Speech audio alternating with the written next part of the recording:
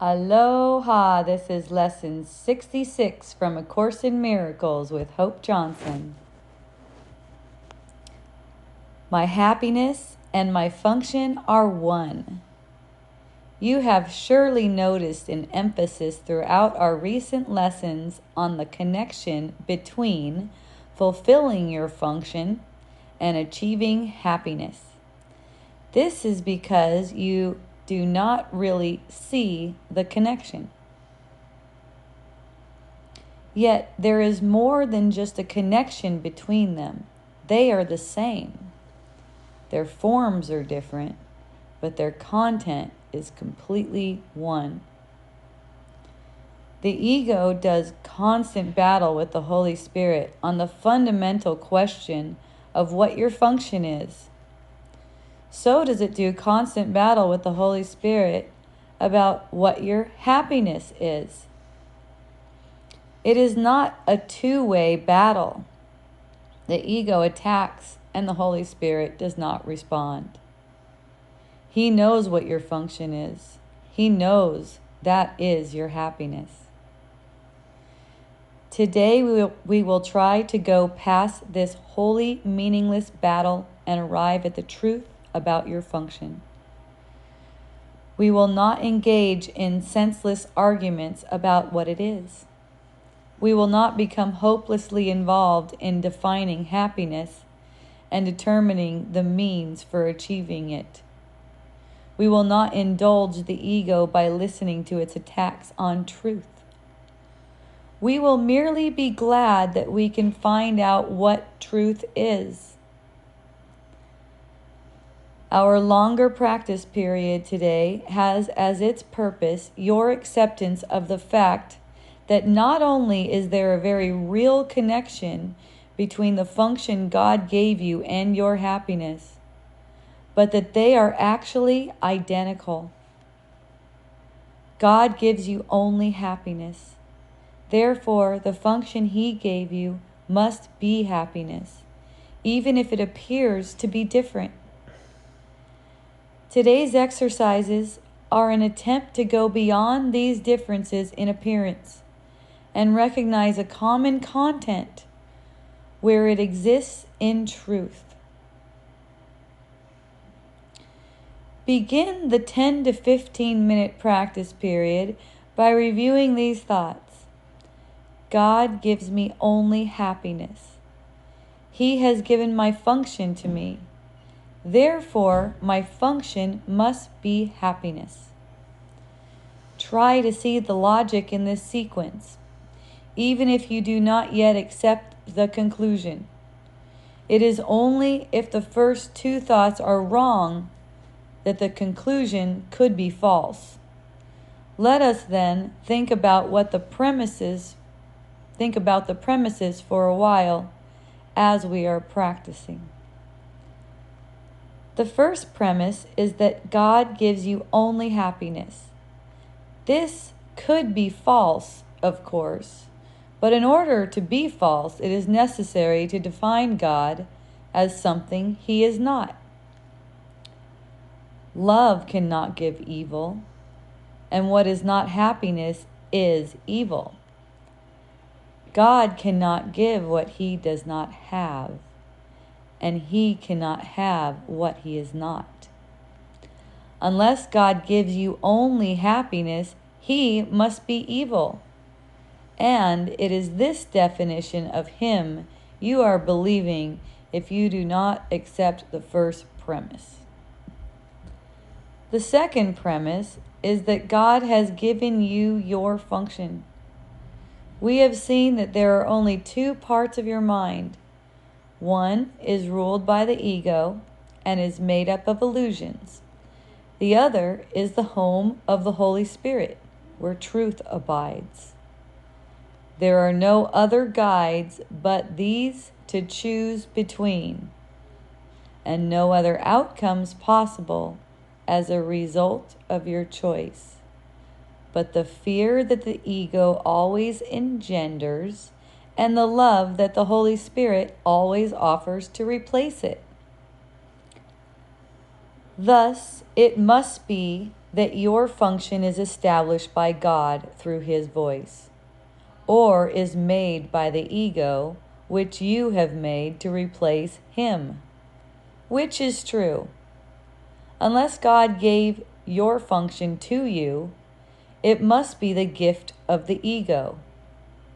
Does the ego really have gifts to give, being itself an illusion and offering only the illusion of gifts? Think about this during the longer practice period today. Think also about the many forms the illusion of your function has taken in your mind, and the many ways in which you tried to find salvation under the ego's guidance. Did you find it? Were you happy? Did they bring you peace? We need great honesty today. Remember the outcomes fairly, and consider also whether it was ever reasonable to expect happiness from anything the ego ever proposed. Yet the ego is the only alternative to the Holy Spirit's voice. You will listen to madness or hear the truth. Try to make this choice as you think about the premises on which your conclusion rests. We can share in this conclusion, but in no other, for God Himself shares it with us. Today's idea is another giant stride in the perception of the same as the same, and the different as different. On one side stand all illusions. All truth stands on the other. Let us try today to realize that only the truth is true. In the shorter practice periods, which would be most helpful today if undertaken twice an hour, this form of the application is suggested. My happiness and function are one, because God has given me both. It will not take more than a minute, and probably less, to repeat these words slowly and think about them a little while as you say them.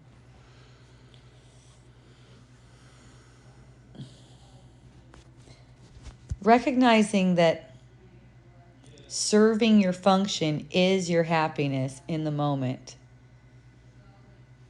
allows, well, not only just allows, it makes forgiveness just the total reasonable thing to apply to the situation. Right? So it's like, if I want to be happy, I can't make this idea that I have, this illusion that I have, real.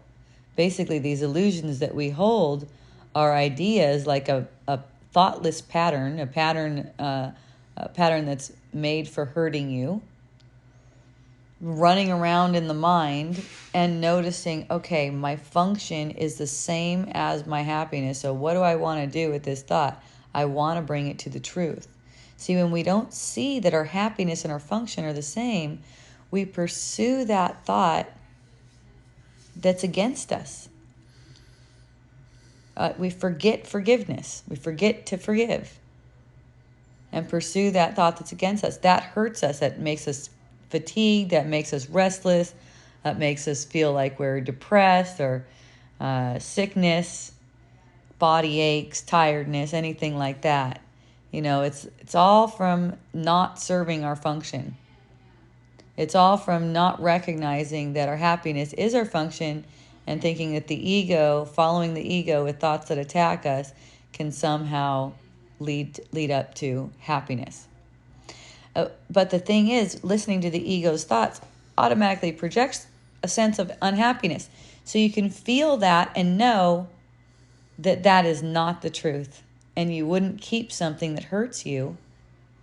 You know, you don't want to keep a sword in your side. So you just allow yourself to see that the thought is unreasonable, that blames anything on the surface for any kind of circumstance, blames it all. Yourself, blaming yourself, feeling resentment, feeling remorse. God gives me only happiness. That's the first premise. So if that's believable to you, He has given my function to me. If that's believable to you too, then the third one is, therefore, my function must be happiness.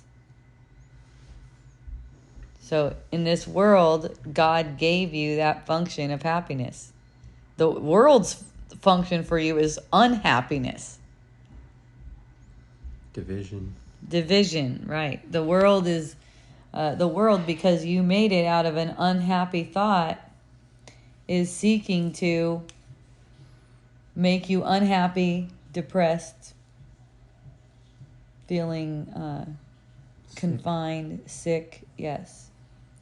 That's the system of the world that you put into play. See, this is God's gift to you, this happiness. God gives me only happiness. The Course was talking about how it would be evil if God was giving you something else. That's God. God is love. God is the same as love, right? So God gives you only happiness. He has given my function to you. He has given my function to me. Therefore, my function must be happiness. So for me, I just notice when I'm not perfectly happy and I'm not perfectly content, what are the thoughts? What are they?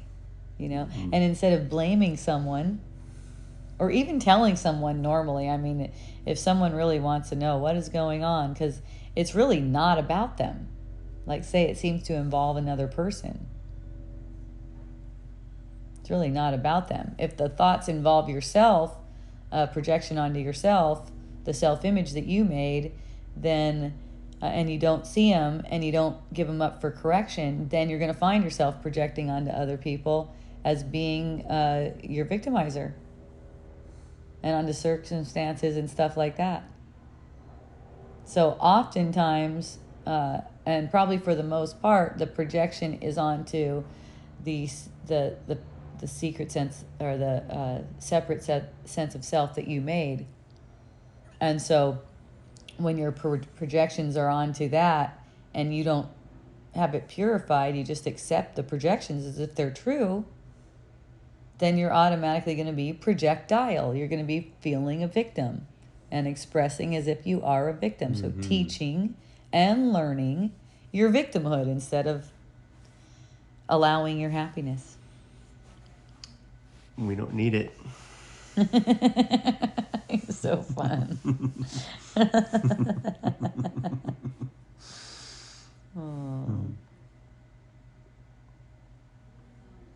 So there's two parts of your mind. One's ruled by the ego, and one is ruled by the Holy Spirit. And there's nothing else. These are your two guides. These are the two guides from which you choose.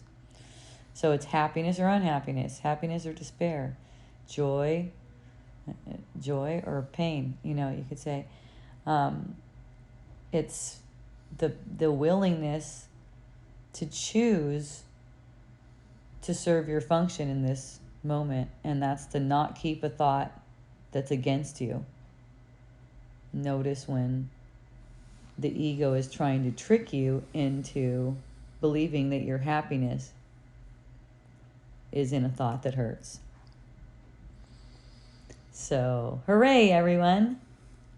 Have a beautiful practice. Aloha.